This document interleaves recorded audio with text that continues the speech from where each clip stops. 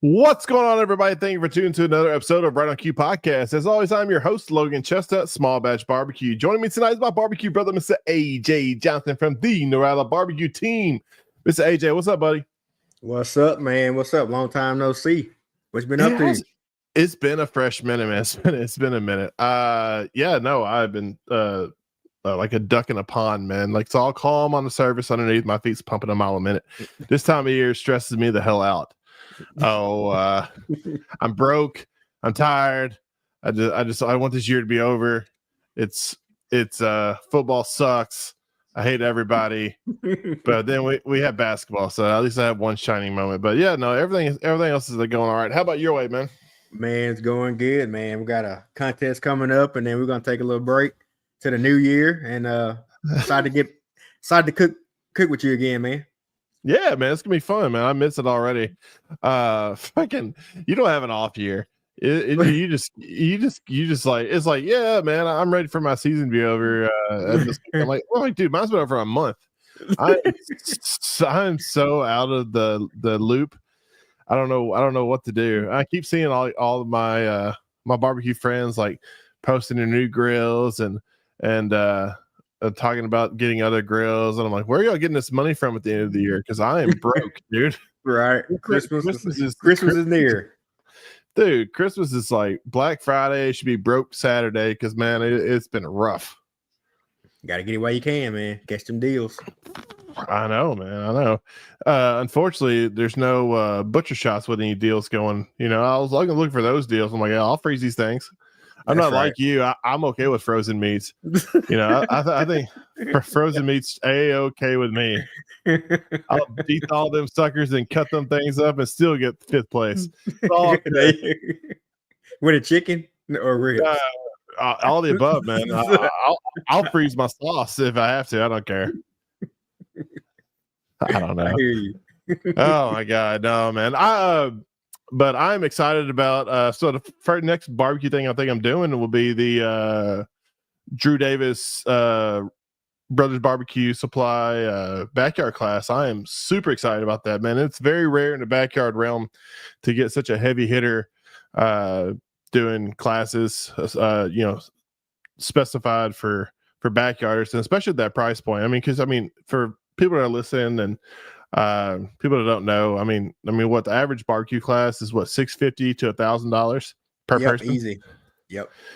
I mean, that's on average. What's I think the brothers one is 270, 280, and I think you got it's 3 more spots left. I think, if I'm not mistaken. Yeah, 3 or 4 more spots left. I mean, I knew it was going to go fast. I mean, Drew Davis, Razor Racks, if y'all don't know, is a killer on the pro circuit. The man is a machine, and learning his secrets is definitely something I'm looking forward to, because I will take all the help I can get, especially in ribs, because I still suck. I'm practicing on the I want to practice on the backside, and this off season just do nothing but ribs here for like a month straight, and I want to make them mush. My goal is to go mush or bust. That's my new motto, mush or bust, because I am tired of this bullshit of you guys beating me. And then Hunt over there, man, he's already good. Then he decides to throw some more money at the hobby and get him a freaking new smoker. Outlaw. Oh yeah. Outlaw taking a janky leg class. Man, he's leveling up big time. Yeah, like he needed it. I mean, freaking stupid. I saw Weezy doing a class. I thought about signing up for that one. I'm like, what? Teach me your secrets. There you go. Might as well. I need to. I just can't deal with those assholes in Missouri. You know, tell me about pecan or pecan. I don't know. It's pecan. Look at you, Hess. You know. I'm fucking with them. No, man. So it's going good. So we got football season winding up. You excited how Auburn finished? I think Auburn and Kentucky's going to the same bowl game, the Toilet Bowl. Nothing, dude. It's like, man, I just don't understand. I just don't understand. Yeah, I don't either. Football's crazy, dude. Vanderbilt. I was watching the football games this past weekend, and Vanderbilt was giving my Tennessee fans a little scare. I was like, man, how nasty would that be if Vanderbilt was the one that put Tennessee out of the playoff contention? That'd be crazy. I was gonna go buy my Anchor Down shirt like tomorrow if that happened. But unfortunately, Cinderella did not make it to the ball. She turned back to a pumpkin. So everything's right in the world. But no, man, let's get back to barbecue. I'm excited to have our guest coming on the show. He is great guy, one of the earlier people I've met in the barbecue scene on the pro circuit. Like I said, he's also a producer of another great barbecue podcast with Mr. Bill Purvis, and nice guy, big personality, and this man really knows how to kick ass on the circuit. So let's bring out none other than Mr. Wes Garrett from the mighty state of Mississippi. What's up, everyone? Hey, we're doing well, man. I know whenever you were trying to read off and find some accolades, I haven't done enough in barbecue. When you got to search for it, no, and I'm just bullshit, man. But I'm happy to be on here with you guys, man. You guys have a damn good podcast, very professional. Admiring it from Monday nights. I know you guys were Tuesday there for a moment, right? Then you moved over. Yeah, Tuesday got a little crowded, man. Tuesday, it was crowded. Some shows decided to hop on Tuesday, so we had to move on over to Mondays, and we're rocking it, man. We're rocking, trying to keep up with you guys. Oh man, we have fun with it, and you guys do the same. But I was going to ask you, did you do some DJing before? It sounds like Cali. You've done some DJing on a radio station. It sounds like. As soon as you came on, I was like, this guy's either done that or sold some cars or something. Sold some cars, man. I'm more of a used car salesman than a radio DJ. I brought in Rusty for the radio voice. That man's got the voice of gold. I got the voice of aluminum. I can understand it. Well, no, I had to wear my Bulldog stuff since you were talking about I'll say we were all in the toilet boat, man. It's like we got 2 urinals in the toilet. It's so bad. Right? Yeah, I hate football. Well, I do as well, man. And we weren't far off, a couple of years ago. Then obviously our coach dies, and it has gone just straight. It didn't just kind of arc down; it went straight down. So we're looking to try to climb back up. I'd love to be even where you guys were. So 2-10, dude, it's not fun. No, it sucks. Welcome to the University of Kentucky football. No, it's the bad thing about us is like we'll have glimpses of hope early in the season. We'll have this like great sense of hope. Like when we beat Ole Miss, and we're like, okay, this is the year. This is the year. And then like none else. Freaking the University of Kentucky is like a pallbearer at a funeral. They'll let you down one last time, every single time. But no, man. So how's your off season? Are you still all full swing? I mean, you're big dog in it. No, man. We this is our break. We like to kind of take this time off. I've got the two most expensive hobbies in the world, which is competitive barbecue and hunting, as you well know. So I just get out of one into the next. I feel like I need a second job. Thank God my wife does well, so she can afford my hobbies for me. But, no, we're taking a break, and I say we're taking a break. We're heading up to do the Janky Leg class this weekend. So there you go. We're doing that. Trying to get some of that Southern Illinois. It seems to be that Southern Illinois, St. Louis area. They tend to kick ass in barbecue. Us Southerners, we're all got our chest poked out. Nobody beats us, man. It seems like if you want to be the barbecue, you got to be in that Southern Illinois, Missouri area. Last few years, let's just say that. Oh, absolutely. I mean, outside of Paul up here representing Tennessee, other than that, I mean, I definitely would agree with you. The Missouri and Illinois has been stomping us. They've been killing us, but yeah, we're doing that, and then we'll get back out. Thinking about doing Sip and Swine to start the year out. If not, it'll obviously be Smoke on the Shores. But I want to kind of jump back. Let's circle back on the show to what you said earlier, man. I've got to give Drew some props.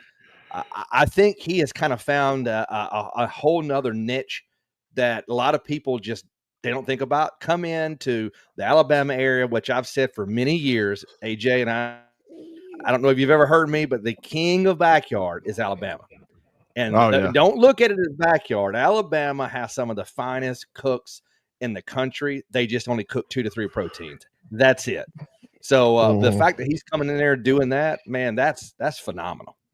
Kudos to that. I think it's a great idea, man. Lower price point, 2 meats. I mean, you hit a whole new demographic of cooks. So I mean, I think it's going to be a great class, and I'm really excited to go learn. Oh, yeah. I'm definitely looking forward to next year. I think everybody gonna step the game up in Alabama for sure. Oh, can't step it up any more than you got. I mean, dude, overnight, freaking. I mean, and the pro levels too. I've been paying attention to a lot to the pro scores this past year. Everybody's scores have gotten dramatically better across the board. It's like it used to be like if you got like a 176, a 177, you win anything. Yeah, I mean you're in the hunt for a lot of. You're getting a lot of gold ribbons, but this year, man, it's you're like top 5, maybe if that. Yeah, maybe. Oh yeah, man, you guys you're hitting exactly right because we talk about this quite often. I'm sure we've all had the same phone calls. If we're driving somewhere, 80% of that drive is talking barbecue with a buddy. It just tends to be that way. But I've told several people I have never cooked statistically better than I have this year, and we didn't win like we have in the past. We didn't have the some of the wins we did reserve, but we've had a bunch of thirds. We've had a bunch of other things, but we haven't popped them with the scores that would have won 9 times out of 10 anywhere else, any other time. My first 2 GCs were with a 681 and a 682. Brother, if you're pulling a 681 and a 682 nowadays, you're towards the bottom 15. Of the pack. Yeah. You're low, middle, bottom, and it's just the way it is. I mean, 695s, and you're fighting to get in top 10s. Yeah, they've just got really, really, really good. Well, go ahead. I was gonna say just to going to Atlanta. I mean, you got 3rd overall with a 701, 707. 707. That is crazy, man. 7074, and we pull a 3rd. And I was actually talking with Brian this afternoon. We were talking about this. He was like, "Man, you, Paul, and Charles really lapped the field." And he was like, "Man, it was just so crazy. Y'all had your own little contest." And I said, "Brian, that's true, but I still came in 3rd." And I was like, right. you want to be in that breakaway pack, but when you're 3rd in a 3-man breakaway, you might as well have been competing in because you're forgotten. Nobody thinks about it. You're just, but yeah, 707 and you pull a 3rd. So that tells you right there how crazy, how the inflation, it hasn't just hit the economy, it's hit barbecue scores. I mean, what do you think that is? Like, do you think it's everybody's gotten better, or do you think it's a combination of the judges just being more lenient, or what do you think is the perfect storm that's happened in the barbecue world? So I will, if you guys know me, I'm big time on preferencing. So I may hurt some feelings. I may piss some people off. I'm just going to speak the truth. I think that's it great. Is obviously people have gotten better, but I also think it's a lot of this. Their judges are tired. Writers, I think they're tired of getting called out on Facebook and social media. And I'm not saying some of this isn't warranted, because there are some judges that just, you don't need to be eating this and with a pocket full of 6s and 7s already. Yeah. I think they go in there and they just like, screw it, let me throw a 9 out there.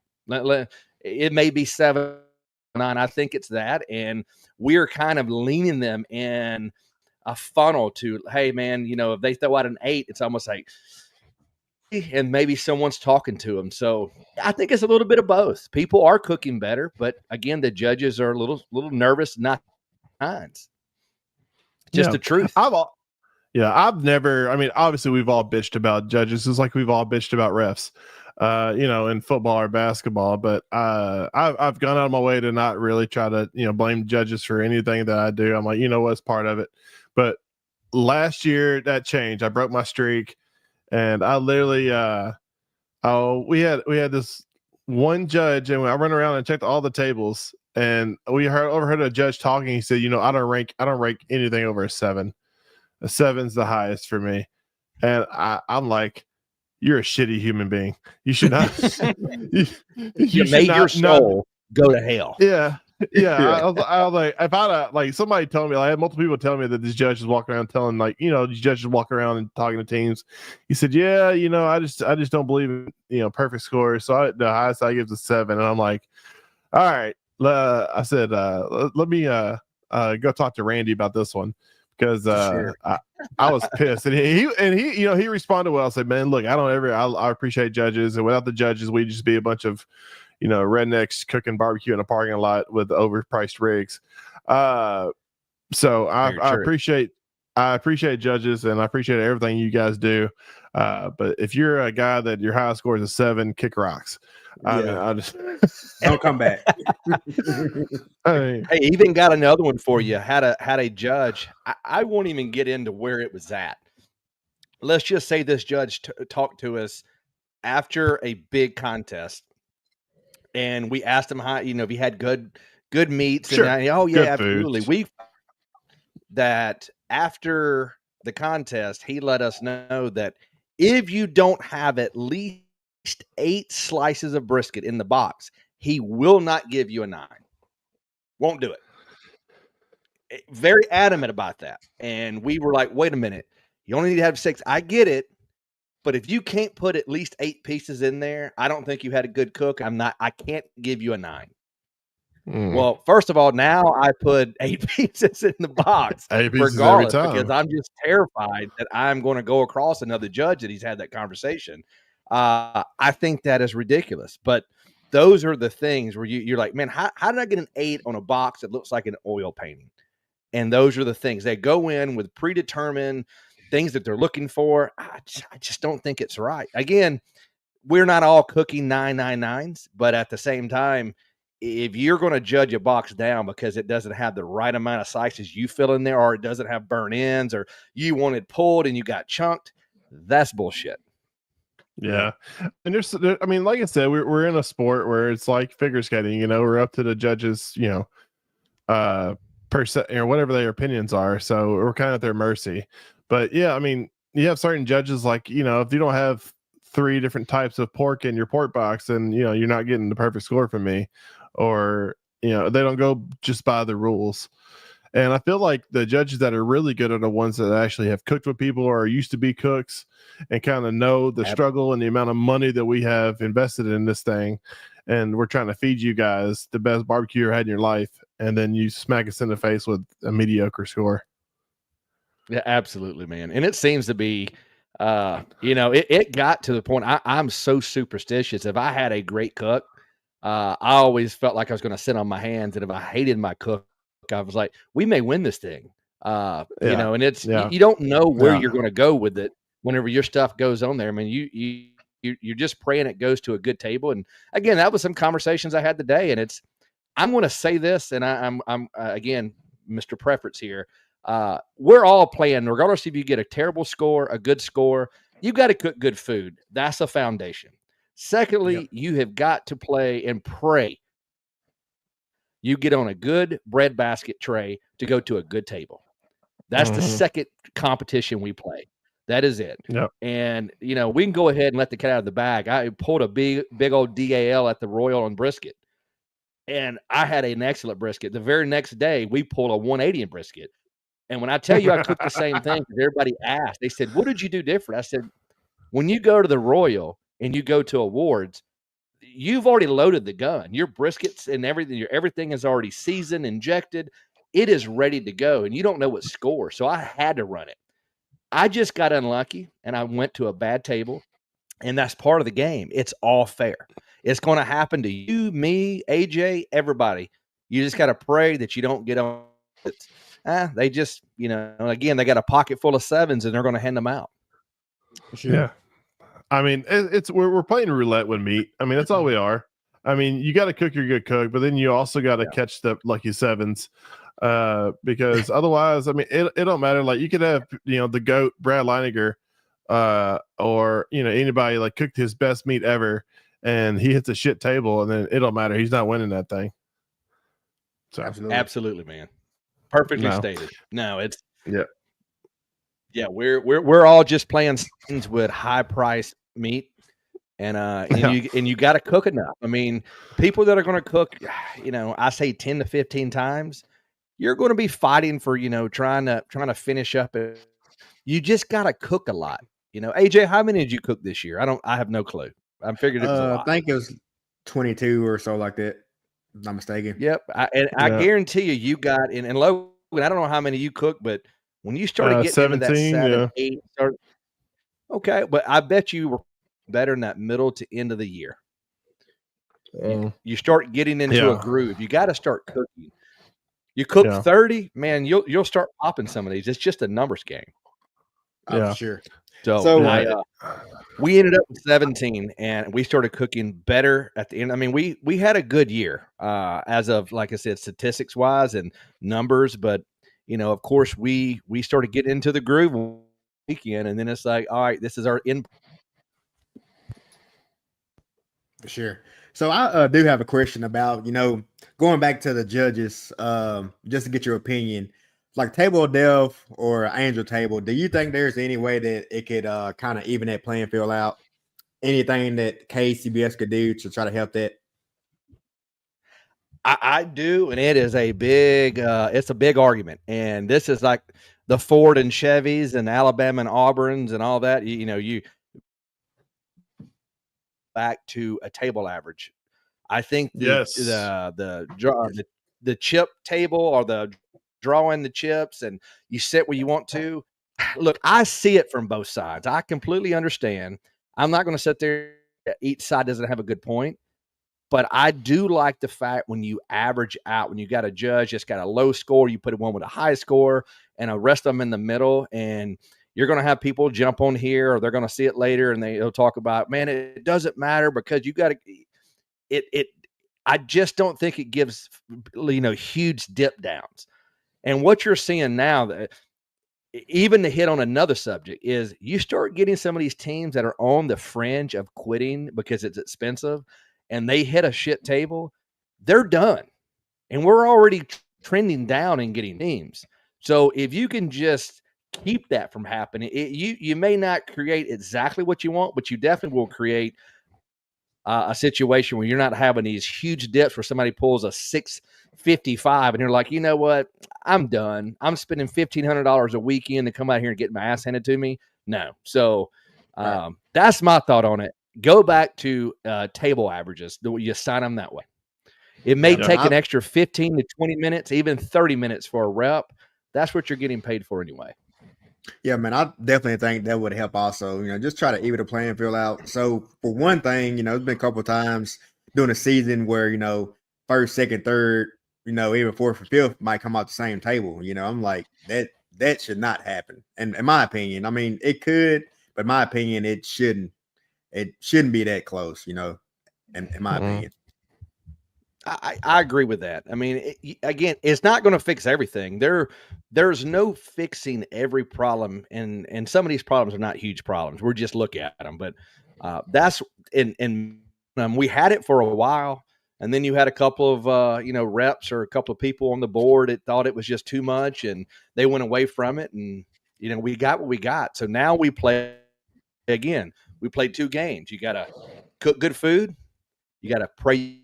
That is why I like 4 table I like a big one. Who doesn't want a top 10, top 5, or win a big contest? But when you go to one that's got 4 tables, usually the best meat wins. Yeah. So that 25, the 28, 27, 28, those are the ones I like to compete in. Right. Absolutely. Let me ask you a question, man. For people that are starting, we're obviously we're more backyard centric, but people who are winning consistently in the backyard and starting to think about making the jump to the pros, what do you think that backyarders can do to prepare themselves to be more consistent when it comes to making that leap? Because it's kind of intimidating. Because I mean, just like backyard, you see the same 10 teams are walking pretty much every week, and same thing with pros. I mean, you're seeing the top same kind of 10 teams are walking most every week. Like, what do you think it is that people can do that when they transition over to not, because you want to hear your name called at least. I mean, I don't think anybody's swapping over saying, hey, I'm gonna win this shit from day one. But what do you think the big difference is between backyard cooks and pro cooks? All right, maybe a long answer, man. I don't want to filibuster you, but I've got to throw out something that I think, obviously taking classes, that's go go to one of these top-notch teams, take a class. But if you really want to, if a backyard team is going to jump up and they want to make some noise to start out, go sign up for Triple H's one-on-one class. And I'm telling you right now, he will give you keys to the kingdom. And the only way you're not going to get calls is because you screw it up. I mean, the guy will give you the playbook. He'll give you everything you can do, and you're going to be a threat day one when you leave there. Absolutely will. So I truly believe in it. You guys jump into that, to it, and maybe didn't have the best success before. And the moment they left, I've literally tracked them on barbecue data. I'm like, my God, they are on a tear. They can't fall out of the top 7. So that's first and foremost. Secondly, don't treat, I know one guy's watching here. He may have something to do with your show, but don't go into this thinking, well, I've got to cook a choice and a prime, and I got to master that before I ever spend the money for a Wagyu. Jump into a Wagyu already. Go, get you one from the butcher shop. Those things cook different. And they also have more of a leeway for you to screw up. So you're cooking a prime or definitely a choice, man, you don't have it just mere minutes and that thing is done. It is actually harder to cook those than it is to cook a Wagyu brisket. So when you spend the money, get on the same playing field as everybody else, and cook a damn Wagyu, a high-end Wagyu brisket. And I'm telling you, you can undercook it, you can a little bit overcook it, and you're still going to be in a striking distance. Yeah. That's 2 just quick points. Yeah, I want to tell the audience what you don't remember this, but when my first year cooking, I actually talked to you. I think it was Smoke on the Shore, and I was asking you some advice about brisket. That's because I first cooked. I cooked a couple of pros, and got my teeth kicked in. But I remember you said, cook your brisket till it's done, then cook it 20 minutes more. When it comes to Wagyu, and that's that sweet spot. So I don't know, absolutely. man. I think that's the hardest thing for, like, especially for backyarders, because I mean I feel like chicken and ribs, the top backyarders are just as good as any pro team on the 2 meats. It's the other 2 meats that we don't have as much practice with that is the biggest learning curve. But the brisket's the great unknown, because the practice with that, you're spending some big money, so you don't want to waste it. But like you said, I mean, cook your Wagyu till you think it's pro tender, then cook it about 20 minutes more, and then you're probably in that sweet spot. No, absolutely. And put it straight in the can, bro. And I mean, anybody can ask. We'll talk some secrets tonight. It doesn't matter. But exactly. I mean, when it comes to those Wagyu brisket, they're just so forgiving. You may be able to go through the bottom of the pan. It's so tender, but when that thing rests, it'll come back on you. It'll come back on you faster. And you've got some leeway. I mean, you can cut it thicker, you can cool it off. It just has a wider air gap for you. And it really is, for competition, just much easier. So that's the one thing that I tell people, just stop. I see Matt's on here. Yeah, he won the table for like 45th or whatever, and he's bragging about that. He's gonna live or die by that low end prime that he's buying at the Sack and Save or whatever. He's gonna die on that hill, but that's okay. We all need people to help lift the pot up. So keep coming, Matt. But no, I would definitely do that, in my opinion. But man, same thing that I had been told when I first came in.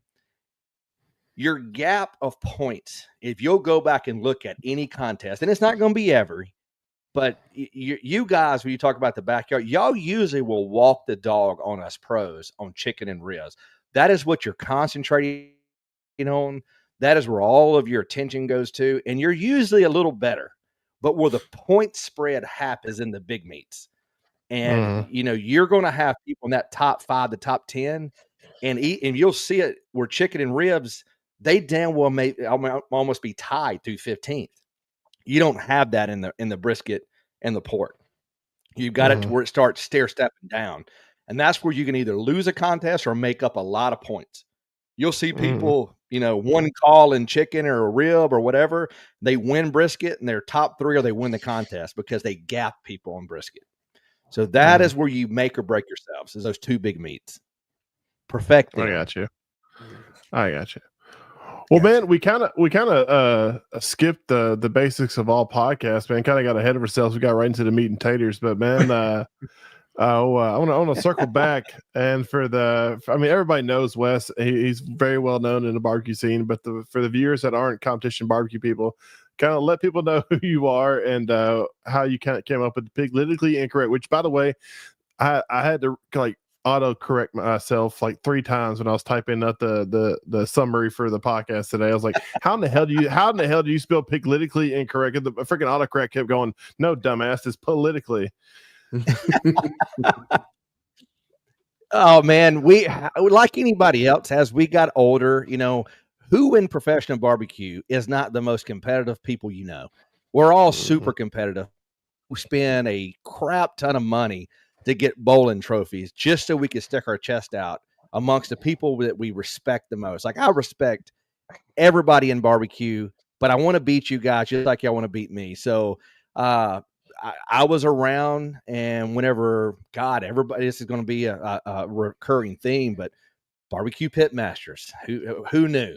And watching that, going, shit, I can do this, man. I know I can do this, and man, I played ball, I was competitive, and growing up, and no more, I think I was old then. I'm really ass old now, but I was like, man, I'm not going to do anything else. So let's see if we can compete with the meats. So there's my boy right there, Mr. David.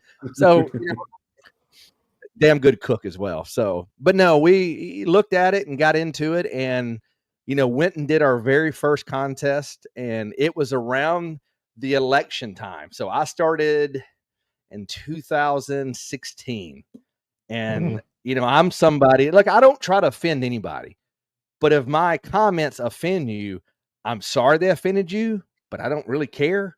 So I kind of say what's on my mind. I don't go out of my way to piss anybody off, but I'm going to say it. And, and I'm not the most politically correct guy out there. And it just was coming to it. It was all during the election and whatever. And it just was sitting there one night, and I looked at my wife, Hannah, and I said, Piglitically. And she stood up in bed. Hell yeah. I was like, Piglet. And we were going to go with Piglitically correct. She was like, no, you're not that guy. I was like, you're right. Piglitically incorrect. Stuck from there. And what, love you too, Steve. So what we do now is, if the organizer goes to say our name and they hit a look like this, they're like, they turn their head or they go to say it and they can't, we just get up. We already know it's us. It's going to be any word but Piglitically. So, and we enjoy watching them struggle. So, we had a guy up in Jonesboro 2 years ago who we ended up winning that contest, and he said our name so much. He said, if you will change your name, I will give you a free entry next year. And he meant it. Oh, he goes, I just can't say it. And I was like, it's fun watching you try. So I couldn't do it. Right. That's how we got into it, man. Yeah, that's awesome. Well, you're from the great state of Mississippi, and there's some barbecue greats from that area for sure. But the competition scene is more. I mean, is it more MBN based down there, or what's is there? I mean, because as far as KCBS goes, there's not a ton in the state of Mississippi, is there? Used to be just like there was in Alabama. Mississippi and Alabama had a lot. Alabama had a ton. I mean, it was every city. We had a good bit. Mississippi has historically been MBN. This is where, you've had the great Heath Riles. You've got Mark Lambert, Hank Vaden. You've got, Will. All these guys are in this area. This was just MBN pork. And, Right. we started growing KCBS, but there's only a few of us here that competed in KCBS. Really, just like I'm nothing but KCBS. That's all I've ever done. That's really all I'll probably ever do outside of maybe a CBA here, because I promised some of these Texas guys I'd get down there. So, but yeah, it's we do a lot of traveling, and we're trying to get our comps back. Like we've got 2 coming back next year. One in Brandon, one back in Brookhaven that's continuing, and there's can't say anything right now, but they're trying to get it off the ground, just slowly trying to get it back. So if we can have maybe 7 contests here next year, that would be phenomenal. Because we got down to where, God, there was only like 2 or 3. That's not good. Right. So it's like Tennessee's like that. I remember what Tennessee used to be like. When it comes to backyard, Tennessee's like that. Tennessee Pro and then Tennessee MBN's pretty strong. But it's like I said, I get jealous of AJ and stuff, especially for what we do backyard. Like, I mean, this guy don't drive more than 45 minutes to go to 20 contests.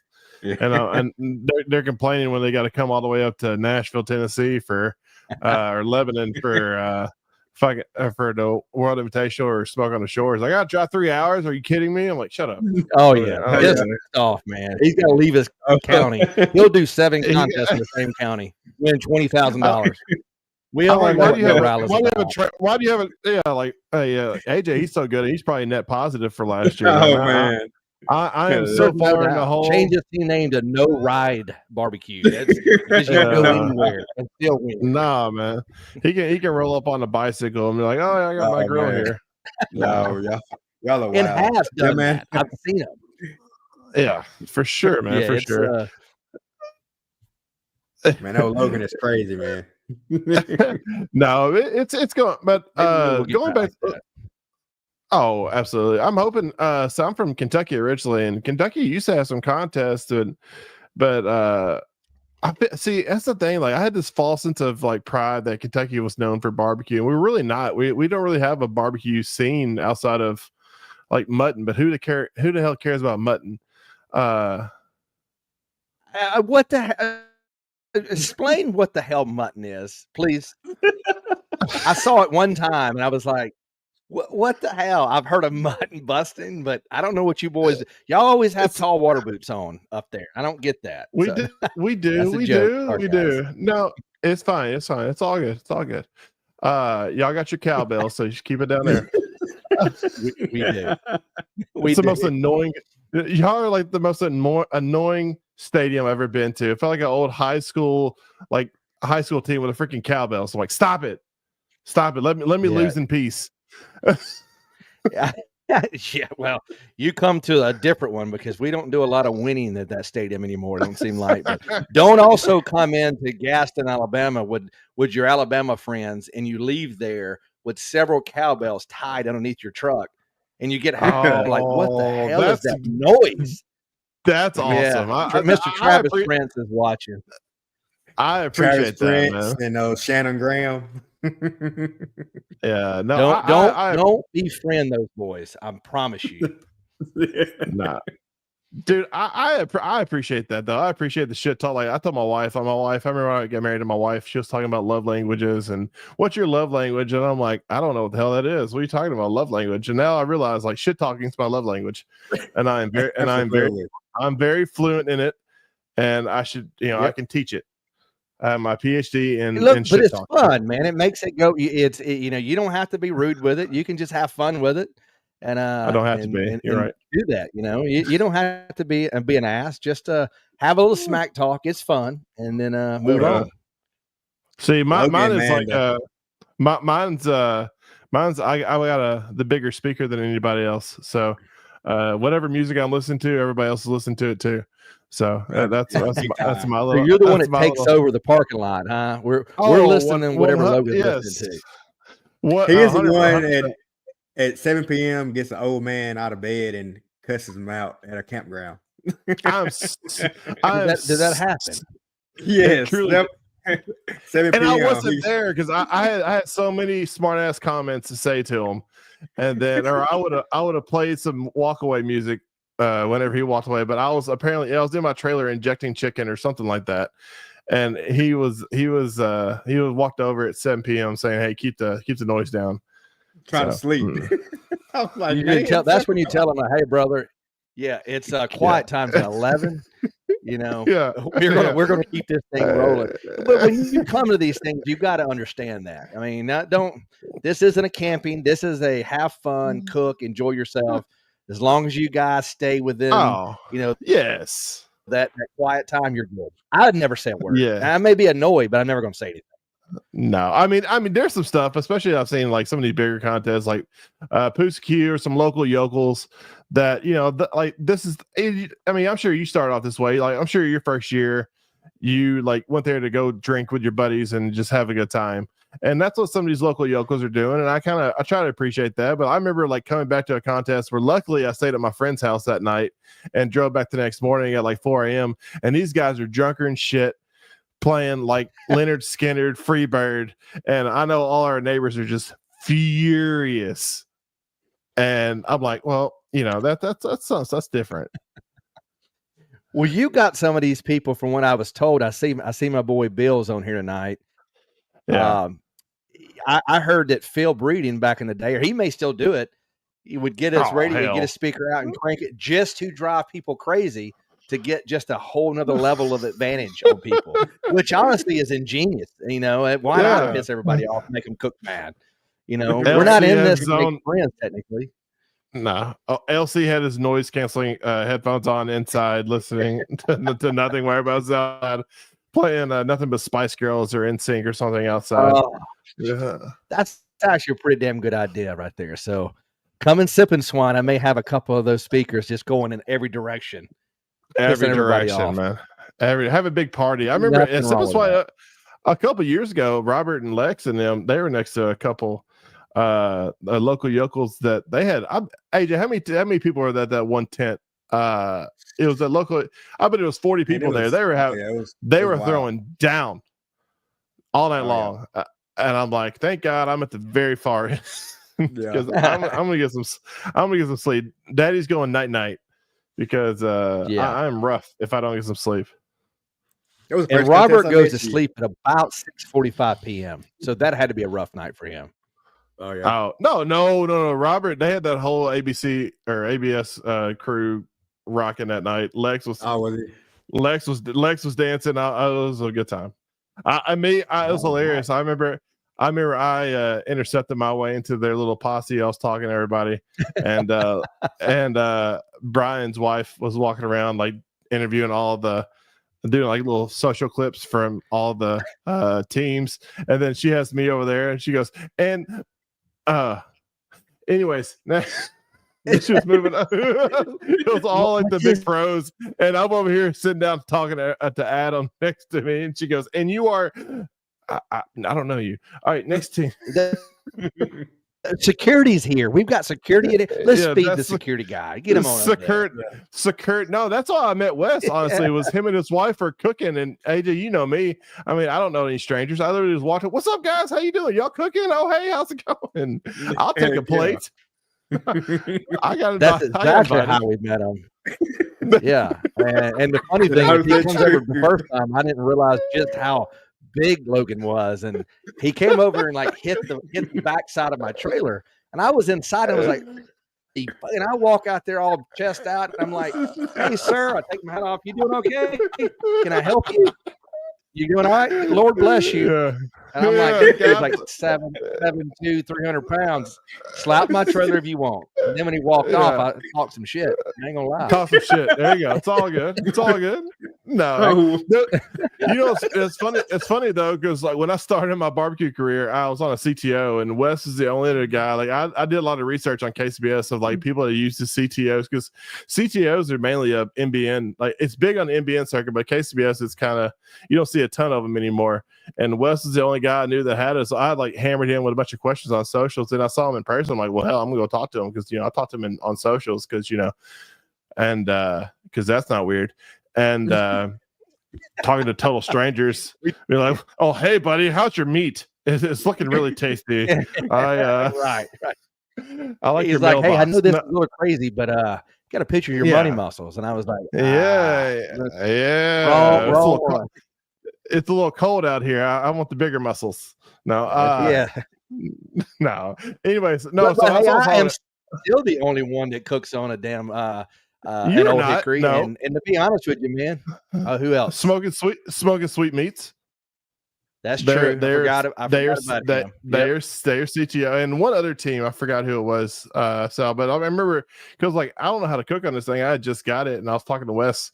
And I was trying to get some tips because, AJ, I'm not shy on tips. and I'm Sid. and he was trying. Yeah, He was he was. Yeah, that's right. He was telling me some tips, and I was trying to soak it all in. But yeah, that's all. I met AJ. I met AJ first time I met. I didn't know anything about him. I was drunk at the time. I was at Sipping Swine, and I was talking shit to him. And he's like, "Who the hell is this Who's this cracker right here? I don't know this dude." Yeah, and then he stood up and I looked up. I was like, "Wow, this dude is huge." Yeah.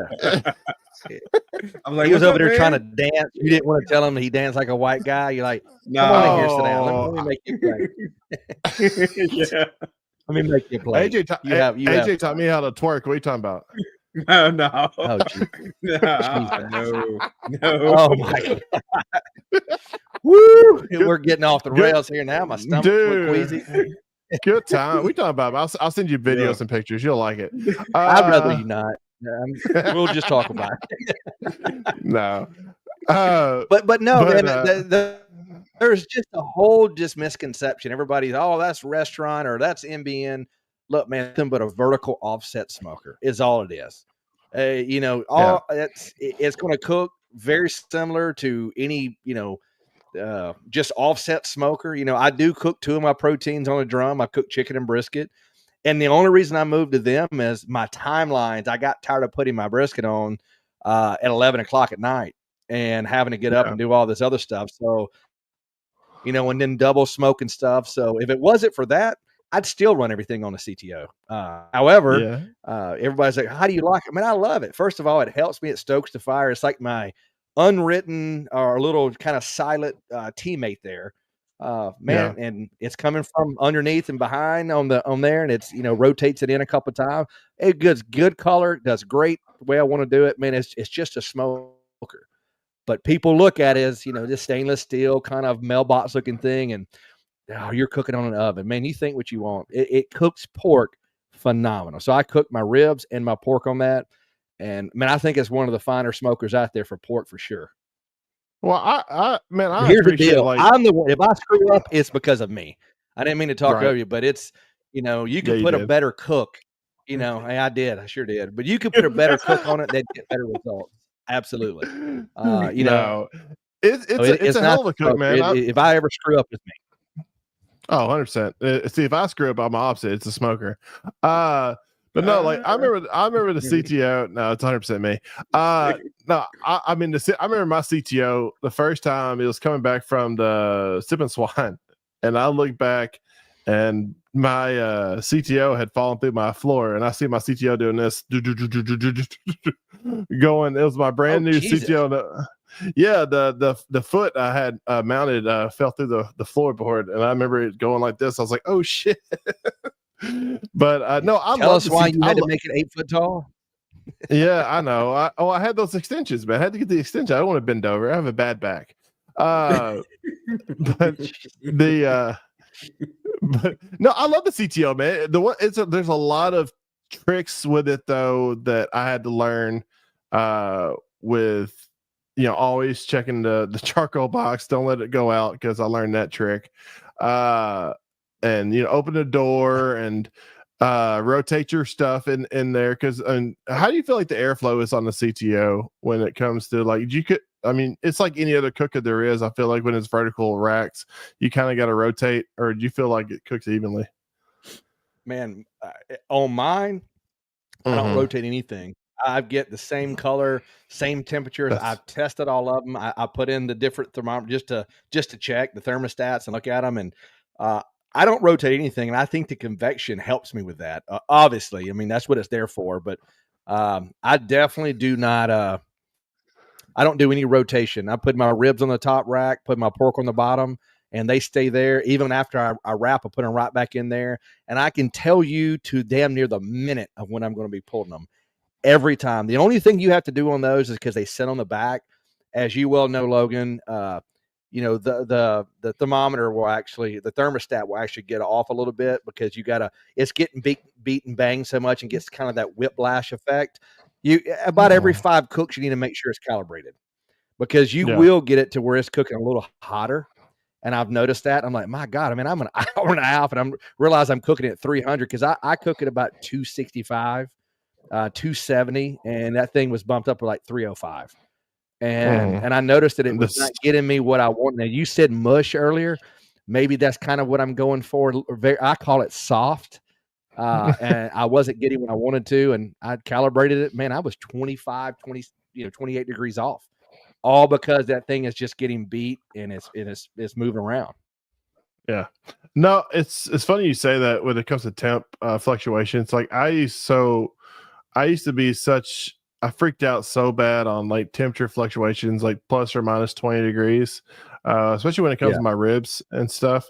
But then my buddy Cotton, tried to give me a master's class on how to cook ribs, and I'm like, I was watching the dial like a hog. It's going up, 20 degrees. He said, no, it's fine. Leave it alone. It's fine. And then to go down and go up and to go down, like it's kind of like the school of Bill Purvis, because Bill, he just kind of like puts the stuff in the can. It's whatever temp it wants to be, and he pulls it out and he wins championships. And that's just like I want to be that confident in my cook. It's like it don't matter if it's plus or minus, it's going to be where it needs to be at the end. Where are you when it comes to like as far as like temperature hawking? Are you more like on me, or are you more like on Bill, or it's like it is what it is? Well, first of all, there's no one like Bill. The guy signed a contract with the devil himself at a crossroads. He did. While he's on Earth, Mississippi, I heard. Yeah, it was in the Delta, it was in the Delta, basically, as long as he's here, he will win championships and belt buckles. That guy's got more damn belt buckles than Bull Rider, and gets them every weekend. He's the only guy that retired as a vice president of a company and now makes more money in barbecue. So, man, he just throws shit on and just wins. No, I am a guy that watches my stuff. I want to, if it fluctuates 5 degrees, I'm okay. 10 degrees, I'm panicking. I'm too OCD. I want my timelines the way I want my timelines. Right. So, but my stuff, I actually use an ASMM, which I don't care if anybody calls it a CTO. I don't have gas on mine. Mine's just charcoal and wood and a stoker. It's the CTO minus the gas. That's all it is. It's CTO. It's everything the CTO is except the gas ability. So, sure. The difference is I couldn't get it back up to temp. Now I've woken up many a days and it's burned through my charcoal and it's sitting at 150 and I need it to be 265. And those things, as you well know, Logan, they don't come back up to temp fast. Thank God I had one of those little DeWalt blowers. If not, I'd have been pretty bad off. But yeah, just like you said, the rivets were about to come out. There's a lot of tips and tricks on that. Like CTO, I remember like seeing on the manuals, like if it gets over, what is it, 290, then it's like danger zone. It's like, what is it? It's like you get to 295 on a CTO. It's like danger, Will Robinson. It's like it's lost in space. Well, they have that thing where a CTO, because a CTO is meant to go in a restaurant, right? And they have have the switches on it, and that's why they don't have the vents on the front of it, because you can't do that in a restaurant. So it's those things are supposed to pop the breaker at 315. Some of them are 320. An ASMM is not a restaurant thing. It's got the vents. If you want to cook at 400 degrees, it'll cook it. That'd be better. That'd be better for comp sim. I had the CTO, and it was like I remember it getting up to like 290, 300 where I wanted it, and I was like, I felt like Tom Cruise, like in Days of Thunder. I'm like, red line. I had those special tires. I'm going on the outside. Fighting with your that clutch was 300. Right then. It was like shifting. Transmission on that thing was getting bad. It was, but no, they're great cookers though, man. And I don't know why they don't have more of them in KCBS. I feel like KCBS it's very fad driven. Very fat. Thank you. That's the word I'm looking for. I appreciate you finishing my sentence. Very, very, very fat driven. Like I said, whoever's winning, whatever they're cooking on, that's what's going to be the big thing. It was, charcoal, deep south and stuff like that for a while, and then it transferred to Jambos, or Jambo's been around forever, I'm sure. But then now it's cans, and then it's Outlaws, and it's whatever what's now. Yeah, you're right. It'll change 5 more times though. Y'all both know this. It is going to change. Somebody will come out with something. You know, pellet smokers got really big there for a minute, and they're actually still there. And a pellet smoker will cook the hell out of some stuff. And the whole adage, oh man, you're cooking on that, man. I've had my ass whipped by a pellet smoker many a days, and it's whatever AJ, you can cook on. That's not it. often, Logan. No, I am team pellet smoker, man. I like I'm like you. Like I said, I cook certain proteins on can and certain on my pellet smoker now, but I'm waiting for, like I said, like you said, the fads are kicking in. I'm waiting for the year of the pellet smoker. I feel like I'm on a Chinese calendar. It's going to be the year of the pellet smoker here coming up here soon. Where any year now they're gonna kick in, they're gonna kick ass, man. It's gonna kick ass. It's coming. But last year, it doesn't matter. Shut up. It don't matter what smoker you're on. I feel like if you know your smoker, the main thing is, like I said, don't chase the whatever's hot now. Know the smoker you're on, and then that's going to give you the best chance to win a contest. Because I mean, it's a big learning curve. It's like a relationship when you get a new smoker, man. You got to learn the ins and out of them. Not all, like me and you could both have, like I said, pellet smoker. Me, all three of us here can have the same model and make of Timberline Traeger, but I guarantee you they all cook different. Oh, I absolutely agree with that. So look, if you guys know, God, I'm terrible with name. I think it's Sean with Contagious Q. You guys know, you've seen. Well, he's a professional cook. He's been around forever. The guy is a damn good cook. Has won a good bit. He still cooks on backwood smokers. He's got 2 backwoods. I've talked to him several times, and I always park next to him in Sevierville, Tennessee. And I asked him, because I started out with backwoods. That was the one we forgot back. And he was like, man, I just got on it. I got my timelines. I got everything the way it cooks well. And I'm just not going to change because everybody else has changed 5 times. And he still puts out damn good Q, man. All you need on barbecue is heat, smoke, and time. And if you got those 3 things, you can make good barbecue. You still got to know how to cook it, but the best thing is you got to finish it on the cutting board. And that is where things are won and lost. And it's such an old cliche. People hear, oh man, you got to finish right on the cutting board. I have won some and I have lost many on the cutting board because there's better cooks out there can pass me by doing it what they need to do right there after they cut. So to touch up on that, are you saying cutting board for is putting the right pieces in the box, or finishing force your finish dust, or adding something that is missing at the very last end? More of finishing it with seasonings and what it needs. And there's a lot of us cooks out there that we have to have a good cook. And like I said, I'm going to continually try to get better. My whole game is to get better every year, take people that I respect and look up to's classes and just keep piecing it together so that one day down the road, I could have a class. Bottom line is you got to know whenever stuff doesn't run perfect. Like for me right now, if I have a good to great cook, I can compete with anybody in the country. But my cook's got to go really well, because I'm not the technician per se to turn it into good into great. I can keep it great, but I can't turn good the way I want to every time. I can fix it some. You've got people out there that can turn mediocre barbecue into great barbecue in the last 5 minutes, and they know how to do that, and that is your elite teams. And that's what we're all fighting for. So, but it is also about picking the right bones and the right pieces that go in the box. It's all of that. And that's what, when I go to these classes, I want the recipes to see how they run. I want to see what you're doing that I don't do in my routine. Yes. I want to see why you're probing it, where you probe it, and why you take it to that temp, what you do in that Cambro, how you slice it. That is what I go for. It has nothing to do with, man, use Blues Hog. Everybody use Blues Hog. What are you using here? And what, man, I want your recipes to try it, but show me how you finish. Yeah. Well, that's exactly, I'm glad you brought that up. Like when classes, it's so funny when it's classes, because everybody takes, like, say all 3 of us take the same class.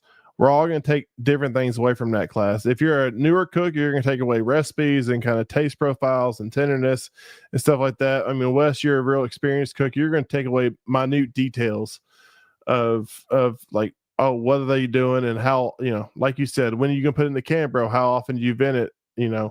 Little minute details. That the more you go in this game, the more of those classes you pick up. It's more so the smaller details than what the recipes or any of that stuff is. Absolutely correct. No, you said it. You perfectly stated. It's I'm looking for the thing that I don't do now that I can bring into my routine. In every class I've gone to, I've been able to pick up one or two things that have helped us. Even, we all get away from how we check different meats, and you may have checked it with a toothpick 4 years ago, and I check mine with my hand and how it bends. Everything I can. The way I do pork is very unique that only probably 3 people do. And the way I check it to let me know. And it works for me. I may turn around and cook this thing on an offset, like an actual Jambo or an Outlaw, and it not do that. But on my pit, when I check it the way I check it, and it tells me that it's done, I know we're going to have a good pork day. And that's one thing we do well is pork. Used to be ribs. Ribs cost us a lot this year, but we started fighting back in ribs. We just didn't have enough at the end to finish off, but maybe we'll start next year strong in ribs. Yeah. No, like I said, man, like you said, figure out how to answer the girl you brought to prom, and it'll take you there at the end. That's like, don't chase it. Figure out what you got and go from there. Cause I mean, didn't Paul, correct me if I'm wrong, didn't Paul Reuters too, didn't they cook on like a backwoods, like you said, until what, last year, a year before? And they were always a top 10 or something similar to that. They're a vertical smoker or like a Stubbs or something like that. It was I don't know if it was I know what you're talking about. It was one of those gravity fed.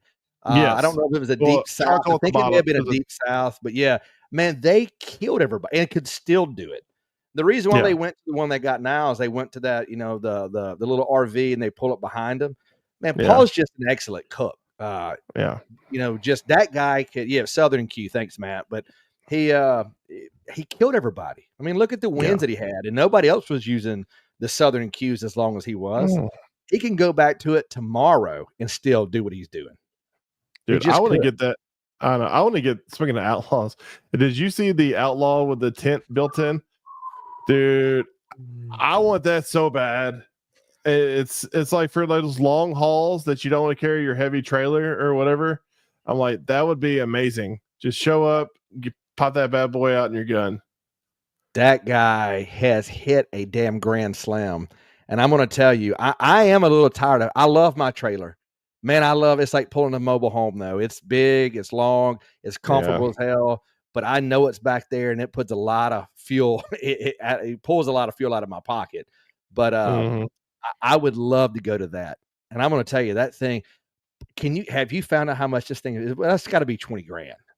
Oh, I'm thinking. So the normal trailer is 25, I think. Like the similar, I think it's like 25,000. I'm thinking with a 10 probably be closer to 30. Just my guess. So that trailer that he has was already about 25 grand. Yeah, 25 grand. Okay. So I'm thinking this will be like 28 maybe. Well, you buy it. Let me come over and check it out. Sure, absolutely. Do that. Yeah. We'll do a class on it.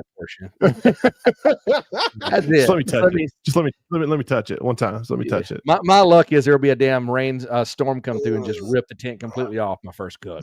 Oh, dude, that's what I'm saying. I was thinking about that too. I'm like, some of these people that travel all over, that would be the perfect rib for somebody like Jordan or someone like that. I mean, you travel a ton too, but like these guys that go to Midwest and the stuff that like pull these 2-day doubles with her. And who was it that said they were in New England one day and then they're in like Illinois the second day? I'm like, that's just insanity.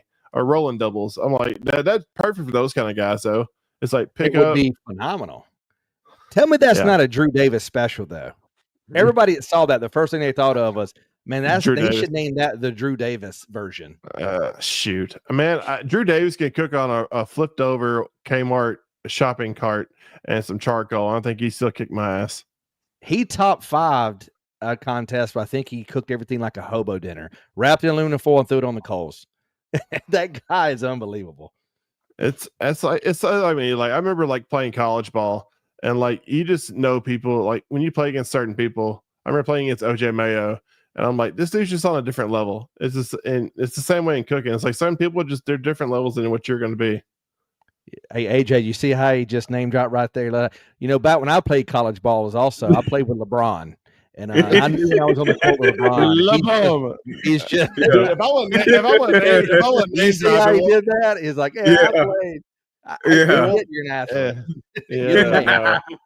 I mean, I got my ass kicked by the best of them. That's all I'm saying.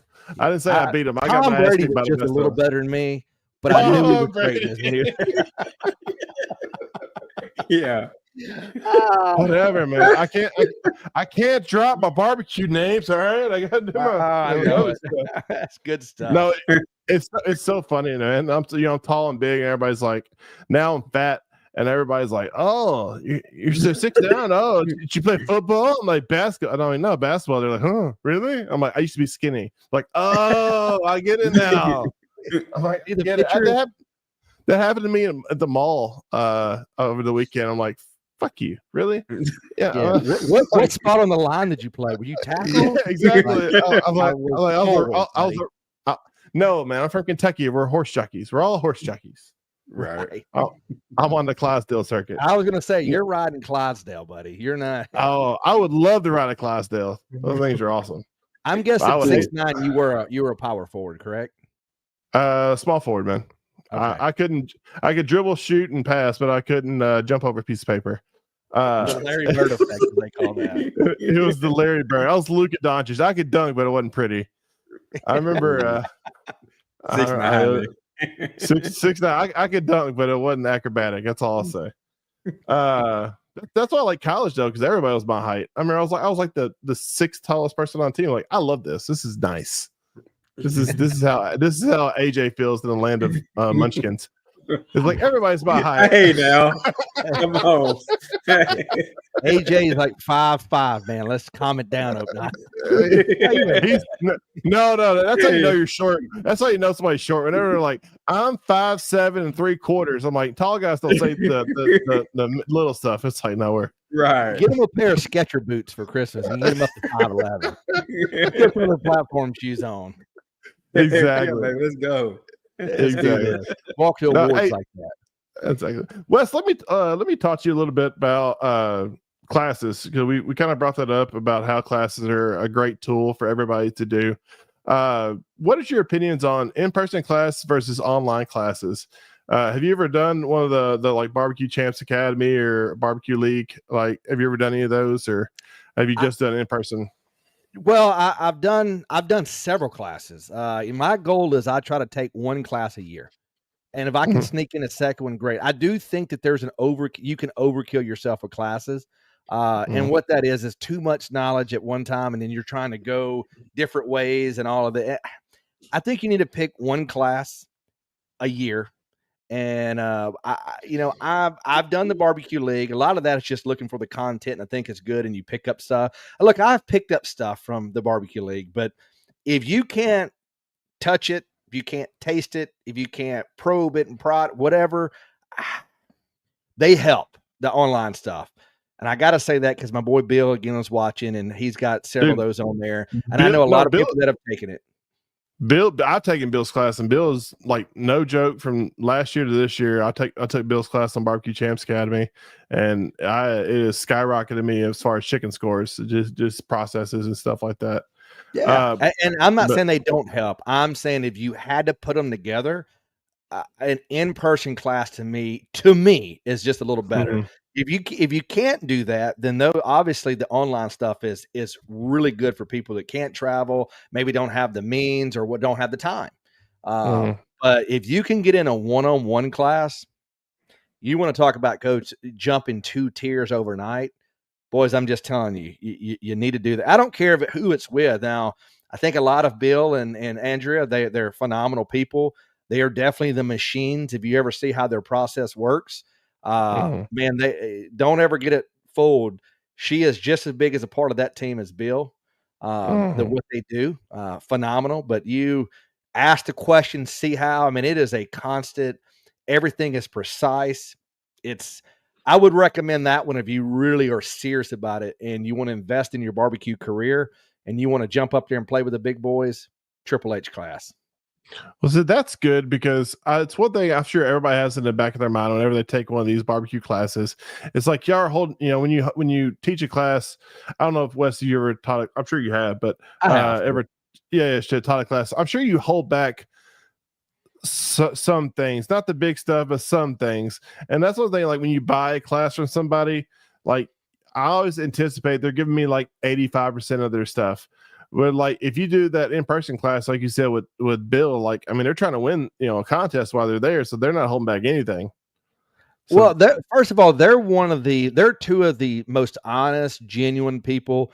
And when I say that, as soon as it came out of my mouth, I was like, that makes me sound like everybody else is not. But they are. But those guys, even if they were telling you something and they gave you notes or whatever, they're going to, if you ask them, they're not going to lie to you. You're seeing it in person. You're watching them do it. You're watching them inject. You're watching them mix. But they wouldn't just give you stuff that, I'm going to give them half or whatever.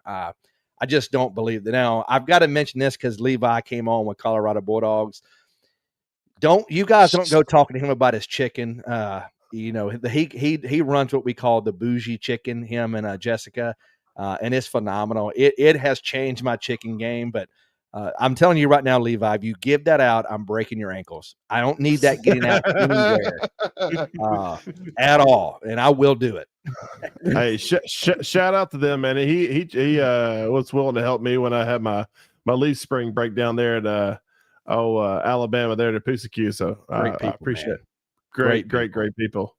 But no, reason why I bring that up because I've had back room talks with certain teams that are pretty big and they do classes, and they're like, we hold certain things back. There's just, or maybe a program we had a year or two ago or something like that. Like I that's one thing. Like the people that do classes and do it well.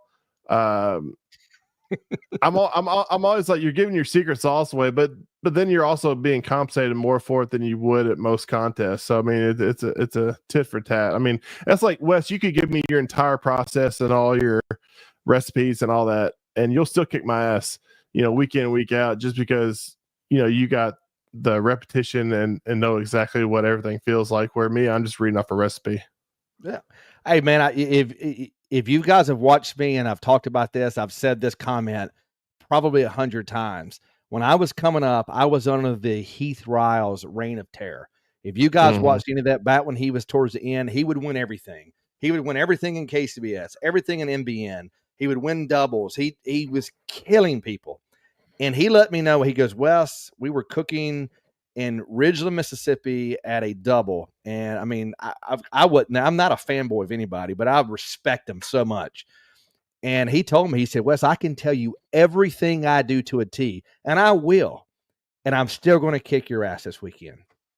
And he said it with a smile on his face. and he said it not even trying to be an ass. He was just trying to teach me, if you don't cook a lot and you don't do this game like I do, it doesn't matter if you got my recipe. I'm still going to kill you. Yeah. And he did. So it's just a process. It's so true. It's like Jordan told me back like in my first year, he said, you don't really know how good of a cook you are or what your process is until you cook 4 in a row. And you cook 4 contests back to back to back, and then you'll start getting a feel of a timeline and a process. Until then, if you're just do one every month or something like that, it's hard to get in a rhythm like you guys do. Sure. Yeah, the more you cook, the better you get, man. And one of these days, I'll actually break 20 cooks. I've never cooked more than 17 in a year. We do try to bundle them up where we can, so we can kind of get that feel and pop one here.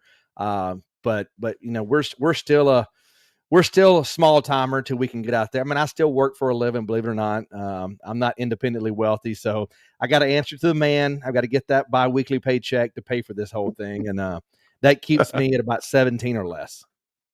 Hey, fair enough, man. Fair enough. One of these days, I'll be as good as AJ and like getting net positive. Making money, man. I love to make money at this thing. That sounds fun. Or break even. If I could just break even, like holy crap, dude, I would. That is winning. That's winning. That's what that's it's like a casino. Barbecue is gambling. The more I talk to you, the more I realize that barbecue is gambling. You got to hit the slots right at the judges table. That's like slots. And then if you come out, not as terribly under as when you started, it's a good day. You won. So it's 100% correct, man. It's remember, like I said when we came on here, you're playing 2 contests. You got to cook good food. You got to pray you get on the better tables. Amen. Well, Wes, man, I appreciate you coming on so much, man. I was looking forward to getting you on, and I always enjoy talking to you and enjoy seeing you on the other pod. But let people know kind of where they can find you and what you got coming up, and all that good jazz. Any shout outs you want to give? I appreciate it, man. First of all, thank you guys for having me on. I think what you're doing is awesome. Love the professional podcast look, man. Always try to check you guys out when I can, and try to help you guys try to get more eyes on this thing as well. But no, check us out. You can hit us up at our Facebook page. Obviously Wes Garrett, or really I get a lot of inboxes. Go to Piglitically Incorrect Barbecue on Facebook, and man, like my sponsors, Atlanta Barbecue Store, which I'm about to jump on their podcast in a second. Royal Oak for sure, man. Go grab a bag or 2 of those a day, or get a pallet might as well. Springer Mountain Farms, love those guys. And then the mentioned Mr. Heath Riles, man, get you loaded up on that. He's got some damn good rubs, and that pecan rub is my go-to, especially on pork. So check those guys out if you can. All right, man. Hey, well, Wes, thank you so much, man. I look forward to seeing you on the trail, and I'll definitely see you in Nashville, man. Absolutely. So, Logan, AJ, man, thank y'all so much for having me on, my man. All right, take care, brother. Yeah. All right, man. Well, he had to go, man. He's back-to-back podcast. One of these days I'll be popular like that. That's right. He had to get out of there. That's right, man. No, we got information that says there's 6 seats left in the class. For 8 seats left in the class for backyard, man. Don't miss out on that. If you want to have a chance against AJ or Hunt or Weeze or any of those guys, you got to get you in the class. You got to get you some learning.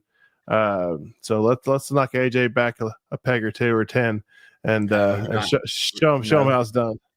I'm about signing up for the class myself. I'm a little rusty. No, AJ, you don't need that stuff. That's just for us guys. So you don't know what we're doing. You just keep doing what you're doing. Some finishing techniques. You need some rib tips, apparently. Because went from rib king to rib queen real quick this year.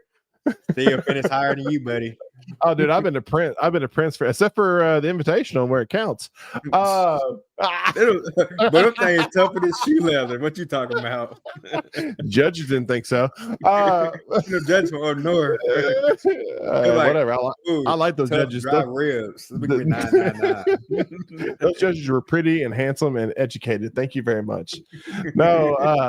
No, man, that's our show, man. I appreciate you guys coming on and listening to us. And Wes was a fantastic guest. And make sure to stay tuned in. And if you don't mind, like I said, if you like what you see and